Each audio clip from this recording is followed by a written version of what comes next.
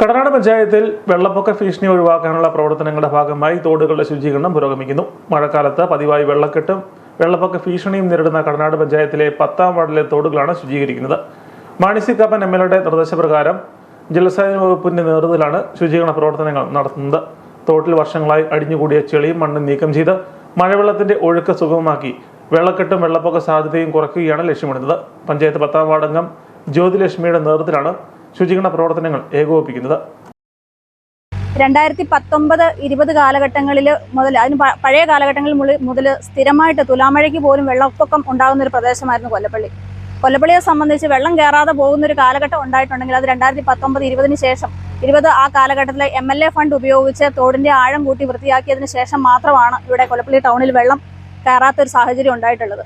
അപ്പം നിലവിൽ ഈ പ്രാവശ്യവും മഴ കനത്ത് കൂടുതലായി വരുന്നതിന് മുൻപ് നമുക്കിതൊന്ന് പണി പൂർത്തീകരിക്കുന്നതിന് വേണ്ടിയിട്ട് നമുക്ക് ഇറിഗേഷൻ ഡിപ്പാർട്ട്മെന്റിന്റെ ഒരു ഫണ്ട് MLAയുടെ പ്രത്യേക താല്പര്യപ്രകാരം ഇവിടെ കൊണ്ടുവരാനും നമ്മുടെ പുളിച്ചമാക്കൽ പാലത്തിന്റെ അവിടെയാണെങ്കിൽ കൈത നിറഞ്ഞു നിൽക്കുന്ന ഒരു സാഹചര്യവും അത് വെട്ടിമാറ്റാനുള്ള ഒരു ചെറിയ തുകയിൽ തീരെയല്ലാത്തൊരു സാഹചര്യം ഉണ്ടായിരുന്നിട്ട് പോലും അതും കൂടി ഉൾപ്പെടുത്തി ഒരു 3.25 ലക്ഷം രൂപ നമുക്കിവിടെ MLA പ്രത്യേകമായി പറഞ്ഞ് അനുവദിച്ചു തരികയും നമുക്ക് ഈ തോടിന്റെ ആഴം കൂട്ടി കൊല്ലപ്പള്ളിയിലെ വെള്ളപ്പൊക്ക ഭീഷണി ഒഴിവാക്കുന്നതിന് വേണ്ടിയുള്ള സാഹചര്യമാണ് ഇന്നിപ്പം നമുക്ക് ഉദ്ഘാടനമായിട്ട് ചെയ്യാനുള്ളത്. 4 പ്രാവശ്യം എൻ്റെ കടയിൽ വെള്ളം കയറുകയും വളരെ നാശനഷ്ടം ഉണ്ടാവുകയും ചെയ്തിട്ടുണ്ട്. പക്ഷേ MLA Mani C Kappan MLA വന്നതിന് ശേഷം ഈ തോട്ടിലെ മണ്ണ് നീക്കം ചെയ്തതിന് ശേഷം ഇന്ന് വരെ വെള്ളം കയറിയിട്ടില്ല. ധൈര്യമായിട്ട് രാത്രി കിടന്നുറങ്ങാവുന്ന ഒരു അന്തരീക്ഷമുണ്ട്. ഇല്ലെങ്കിൽ 2 മണിക്ക് പോലും കടയിൽ വന്ന് വെള്ളം കയറിയിട്ട് മരുന്നെടുത്ത് മാറ്റേണ്ട അവസ്ഥ വന്നിട്ടുണ്ട്. സത്യമായൊരു കാര്യമാണ്.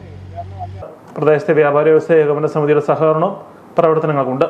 മഴക്കാലം ആരംഭിക്കുന്നതോടെ ഈ പ്രദേശത്ത് കടകളും വീടുകളും വെള്ളക്കെട്ട് മൂലം ബുദ്ധിമുട്ടിലാകുന്നത് പതിവായിരുന്നു. ഇത്തവണ മഴ ശക്തമാകുന്നതിന് മുൻപേ ശുചീകരണ പ്രവർത്തനങ്ങൾ ആരംഭിച്ചതോടെ വെള്ളപ്പൊക്ക ഭീഷണി ഒഴിവാകുമെന്ന പ്രതീക്ഷയിലാണ് പ്രദേശവാസികളും വ്യാപാരികളും.